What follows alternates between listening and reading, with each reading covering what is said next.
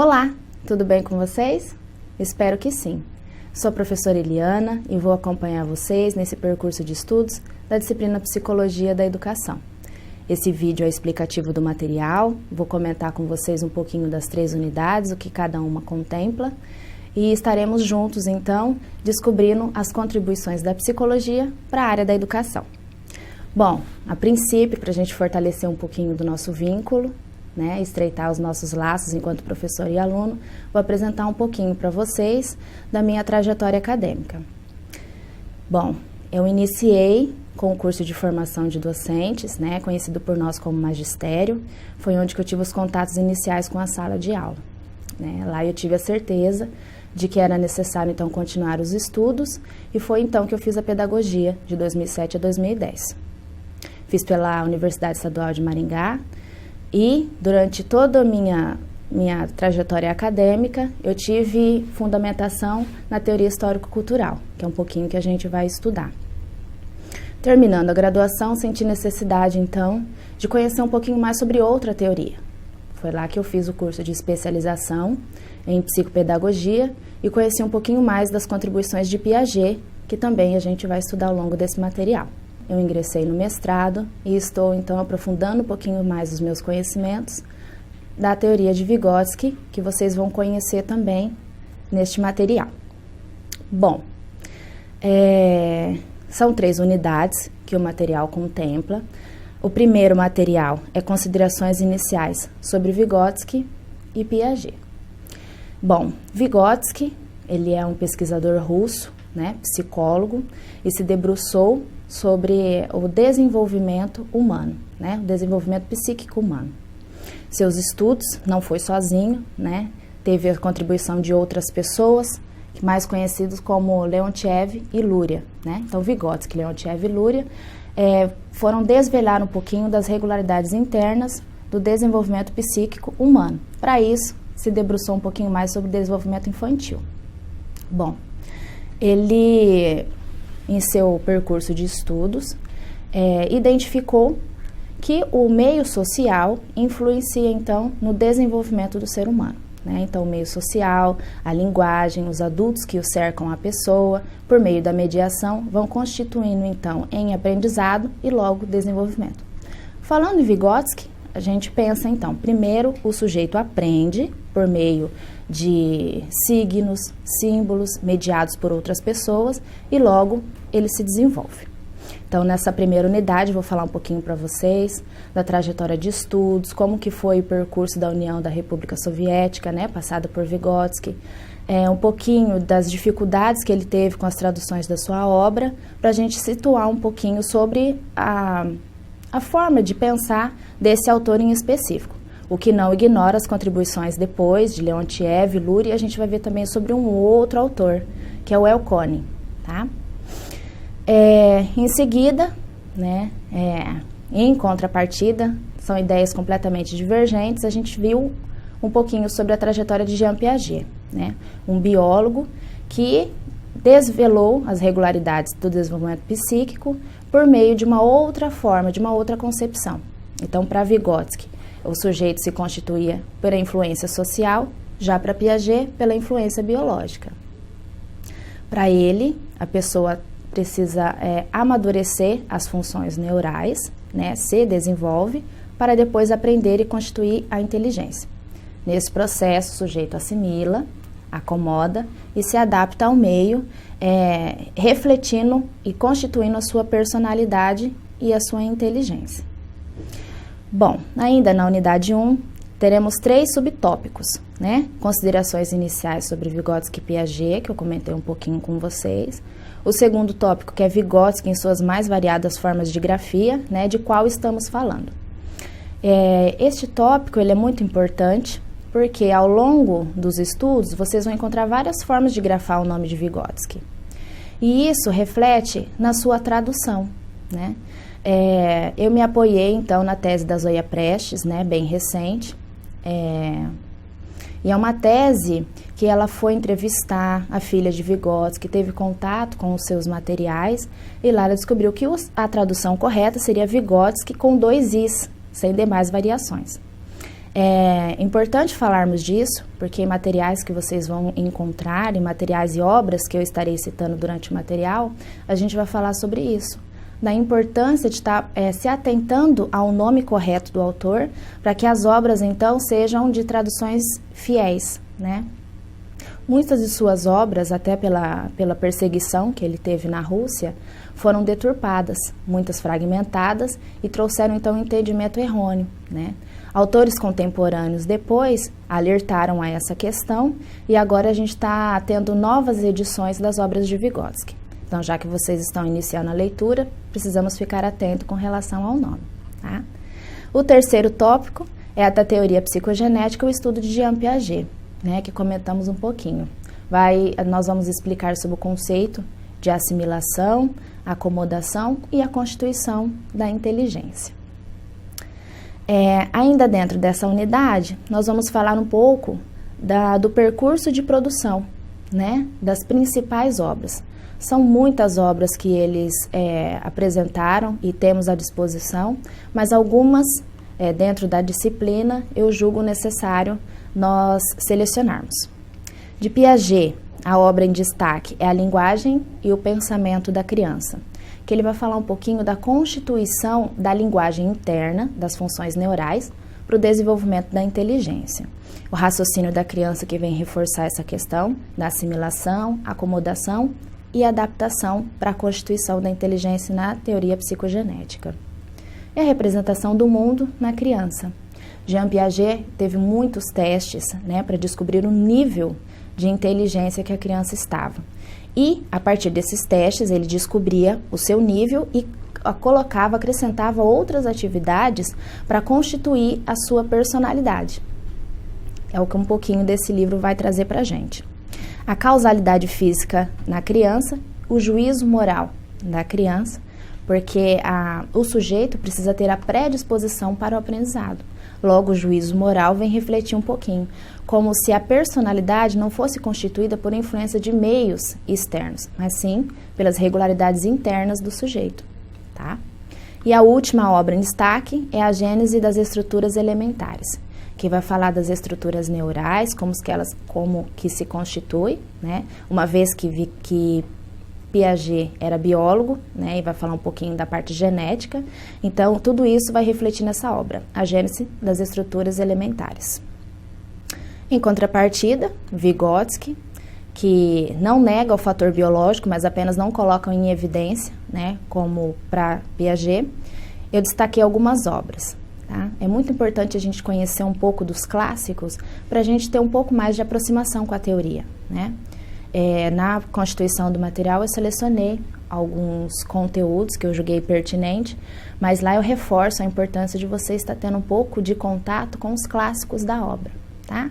Então, com relação a Vygotsky, eu destaquei o desenvolvimento psicológico da criança, que ele vai falar dos estágios de desenvolvimento, do bebê até a fase adulta, marcado por algumas atividades principais, mas isso a gente vai falar na próxima unidade. Segundo, é a imaginação e criação na infância, como uma função psicológica superior que reflete na constituição da inteligência, tá? Onde o sujeito aprende e se desenvolve. Nessa obra em especial, é um manual para os professores que Vygotsky elaborou, porque no entendimento dele, a imaginação e a criação na infância depende de um terceiro elemento, e daí entra a escola, né? A escola com suas atividades, na eleição de conteúdos, na forma como o professor faz a relação em sala de aula, ele com a criança e a criança entre as crianças, ele desenvolve a função psicológica superior, tá? É necessária para o processo de humanização. A terceira obra é o desenvolvimento do psiquismo, que vai falar de uma forma mais ampla, que é o que a gente vai trabalhar de forma mais pontual. Terceiro, pensamento e linguagem, porque a linguagem tem especial destaque nas obras de Vygotsky, uma vez que a mediação é permeada pela linguagem. Aí tem várias formas. Tem a primeira forma, que é a forma pictória, que é uma forma gráfica de desenho, que a criança vai elaborando a sua linguagem. Aos pouquinhos tem a linguagem escrita, a fala oral, e assim vai constituindo o meio social e influenciando o desenvolvimento da criança. E a última obra é Psicologia Pedagógica. Essa obra reúne várias produções de autores que a gente vai conhecer como Luria, Leontiev, Elkonin, Davidov. São autores que reúnem, né, artigos e fizeram então esse livro Psicologia Pedagógica. Nessa unidade a gente vai abordar também o contexto histórico de produção desses autores e as contribuições da psicologia para a educação, né? Por que transportar conhecimentos específicos da psicologia para a educação? O que será que influencia? Tá? Um pouquinho da organização do desenvolvimento humano que a gente vai abordar ao longo dessa unidade. Bom, de forma mais específica, nós veremos então que para os dois autores, o sujeito passa por alguns períodos. Tá? Para Vygotsky é chamado de estágios e para Piaget é chamado de períodos. Alguns desses períodos têm subperíodos, que são marcados por atividades mais específicas. Vamos começar por Vygotsky, então. São 3 períodos principais na visão de Vygotsky. A infância, até os 6, adolescência até os 12 e adulto, marcado pela atividade principal de estudo e atividade profissional. A primeira, a parte da infância, é marcada pela comunicação emocional do bebê, que compreende as primeiras semanas até o primeiro ano de vida. É a fase da percepção, onde que ele precisa tatear as coisas para conseguir aprender e assimilar um pouquinho do mundo que o cerca. A segunda atividade é objetal manipulatória, que além de explorar, ela começa a atribuir significados. Tá? Então já sabe que a chupeta vai acalmá-lo, já sabe que a mamadeira vai satisfazer uma vontade de alimento. Então são objetos que marcam e trazem significado para a criança depois na atividade objetal manipulatória. E o terceiro, que no meu ponto de vista é o principal, que é marcado pelo jogo de papéis e em seguida atividade de estudo. Jogo de papéis é marcado pela atividade lúdica, né? Aí entra em evidência a escola, né? Vygotsky vai compreender que por meio da ludicidade o sujeito vai se inteirando com o mundo que o cerca, né? Então tudo para a criança, quando está ali na atividade de jogo protagonizado, tudo tem um sentido, tudo para ela é brincadeira e ela compreende o mundo dessa forma.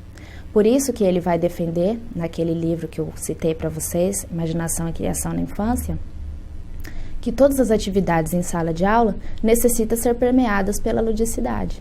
Tá? É desta forma que ele tem contato, que ele desenvolve a sua linguagem e que ele tem contato com o mundo que o cerca. E o último, atividade profissional de estudo, é quando ele passa desse jogo protagonizado para a parte de estudo, onde ele tem a atividade principal, o estudo. Né, o estudo em si, onde que ele vai escolher sua profissão e dali para frente ele vai continuar constituindo sua personalidade. A gente precisa reforçar que os estágios, eles não são lineares, tá? São movimentos de idas e vindas. E o último, que é a atividade principal, é caracterizado dessa forma, mas não significa que o sujeito não estará mais aprendendo e se desenvolvendo. Já para Piaget, os períodos são 3. E alguns têm subperíodos, tá? O primeiro é a inteligência sensorial motora. Se coincide um pouquinho com as obras de Vygotsky, tá? Mas são completamente antagônicas. Para Piaget, a criança também precisa dessa manipulação, também precisa desse contato, precisa ter um ambiente rico em muitos objetos para ele conseguir, então, desenvolver a sua personalidade. Ele precisa assimilar, acomodar e adaptar ao mundo que o cerca. Esse é o primeiro período. O segundo período é a inteligência representativa. É por meio desses objetos, ele começa a deixar em evidência a sua inteligência. Por exemplo, um bebê, quando a mãe quer brincar de esconde-esconde, a criança manifesta sua inteligência ao tirar o objeto do rosto da mãe. Então, ali, ele mostra que ele está descobrindo que tem alguma coisa por trás. Então, está tendo uma inteligência representativa. Esse período é marcado por 2 subperíodos. O primeiro, representações pré-operacionais, que Piaget desenvolveu muitos testes a partir desse período, e operações concretas, que é onde a fala já está melhor, a criança já consegue verbalizar as suas ações, tá? É onde aparece a fala egocêntrica, que para a criança organizar o pensamento, ela precisa falar alto. Tudo que ela vai fazer, ela precisa mostrar para o adulto, tá? Agora eu vou brincar, agora eu vou chamar alguém para esconder algum objeto. Ela sempre precisa verbalizar para poder mostrar e organizar o seu pensamento. Normalmente, nesse período, as crianças, mesmo brincando sozinhas, elas estão verbalizando alto. Também é uma forma de organizar o pensamento. Aos pouquinhos, essa fala vai ficando interna e entra, então, no terceiro subperíodo, que é a inteligência representativa de operações formais. Tá? É o último período classificado por Piaget, onde a inteligência já está constituída e o sujeito já está adaptado ao meio que o cerca. Um pouquinho disso a gente falou, então, na unidade 1. A próxima unidade vai ser de forma mais específica a unidade 2, nós vamos falar de forma mais pontual de Vygotsky, e a terceira unidade sobre Jean Piaget. Bom, a segunda unidade, intitulada por Teoria Histórico-Cultural, Considerações de Vygotsky, Luria, Leontiev, acerca do desenvolvimento humano. Vygotsky se debruçou um pouquinho mais sobre o desenvolvimento infantil, já Luria sobre a parte da linguagem e Leontiev sobre a atividade da criança. Tá? Então, para a teoria histórico-cultural, o ambiente que o cerca influencia na constituição do sujeito. Por isso que as escolas, os meios informais de aprendizado precisam apresentar para o sujeito as suas mais variadas formas de expressão, né? Que vai falar das máximas elaborações humanas. É se apropriando das máximas elaborações humanas que a pessoa se constitui enquanto humano, tá? Desde andar, comer, se alimentar, tudo isso influencia no processo de humanização. E por isso as ações, né, sobretudo nas escolas, precisam ser permeadas de qualidade. O segundo, a gente vai falar sobre a periodização do desenvolvimento psíquico. Cada estágio daquele que a gente estava comentando são marcados por atividades principais. Atividades principais que a pessoa passa, mas não porque ela faz mais em questão de quantidade, mas porque essas atividades principais possibilitam saltos qualitativos no seu desenvolvimento. Por exemplo, se a gente for ao estágio do jogo de papéis, a gente vai perceber que a atividade principal é a ludicidade. Por meio da ludicidade, a pessoa se desenvolve mais, tá? E se os objetos que o cercam forem constituídos pelas máximas elaborações humanas, o seu desenvolvimento, consequentemente, vai ser mais significativo ainda. As práticas educativas à luz, então, da teoria histórico-cultural, a psicologia trouxe muitas contribuições, então, para a área da educação, né? Transportaram os conhecimentos de Vygotsky para a área da educação, para que as escolas considerem que todos são capazes de aprender, que tem estágios diferenciados, né? Não existe na teoria de Piaget uma classe homogênea, né?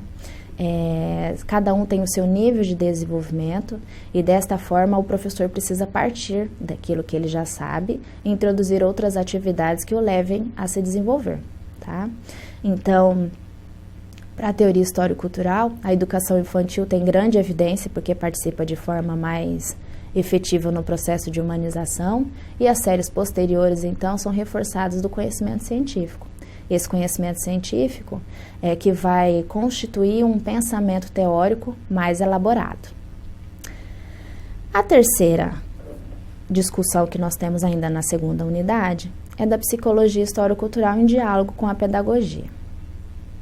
Bom, as obras de Vygotsky, embora tenham sido muito deturpadas, né, e nós temos muitas obras que falam que a sua obra se assemelha com a de Piaget, agora, nos contemporâneos, nós vamos ver que não, que são correntes completamente antagônicas. Tá? Não tem como misturar as duas concepções, porque partem de que o sujeito são seres diferenciados, né? Para Vygotsky, o que influencia é o meio social. Já para Piaget, o que influencia é a constituição biológica. Então, não tem como conciliar os dois, né? Então, a psicologia veio reforçar e veio dar condições para que os educadores elaborem atividades que partam do que a criança já sabe para que possam se desenvolver. A gente vai falar tudo isso um pouquinho na segunda unidade. Já na terceira unidade, nós vamos falar de forma mais pontual dos estudos de Piaget, tá? Piaget teve outros contribuidores também, marcado por uma teoria de muitos testes, né? Inclusive os testes que ele fez foram com os próprios filhos, tá? São testes que a gente usa na psicopedagogia para a gente descobrir o nível que o sujeito se encontra para que a gente possa se desenvolver. Tá? Nessa teoria, primeiro precisa desenvolver as funções cerebrais, para depois a escola desenvolver atividades que venham facilitar o seu desenvolvimento. Então, o que Vygotsky chama que o professor é o mediador, para Piaget, o professor é um facilitador. Tá? A educação escolar, então, tem muitas contribuições, mas não o coloca em evidência. Tá? Uma vez que para o sujeito se desenvolver, para Piaget, as funções neurais precisam estar amadurecidas e as pessoas que o cercam precisam facilitar, então, seu desenvolvimento. O segundo tópico da terceira unidade é a epistemologia genética e os períodos de desenvolvimento, que a gente comentou um pouquinho mais. Porém, na terceira unidade, de forma mais pontual, eu trouxe para vocês alguns experimentos que ele apresentou e como o sujeito reagia. Tá? Então, são citados entrevistas no Fique por Dentro, obras que venham reforçar isso que a gente está comentando. E a terceira unidade, que é a teoria piagetiana e a prática pedagógica, vem mostrar para vocês como seria, né, a organização da escola na visão piagetiana. Um pouquinho a gente fez também na segunda unidade com as obras de Piaget. Nessa terceira unidade, eu trouxe o Gilmar, que é um professor convidado, escreveu para vocês um tópico. Ele era membro de um grupo de estudos, né, que tinha a fundamentação teórica por Jean Piaget, e ele trouxe suas contribuições, uma pessoa assim, estudiosa na parte de Jean Piaget. Bom, essa é um pouquinho a apresentação do material que tem para vocês. Me coloco à disposição para que a gente possa continuar os nossos estudos e aprendizados. Espero que vocês se motivem em outras leituras. Reforço que a leitura dos clássicos é muito importante e sintam-se acolhidos então nessa disciplina. Um grande beijo e nos vemos depois. Tchau, tchau.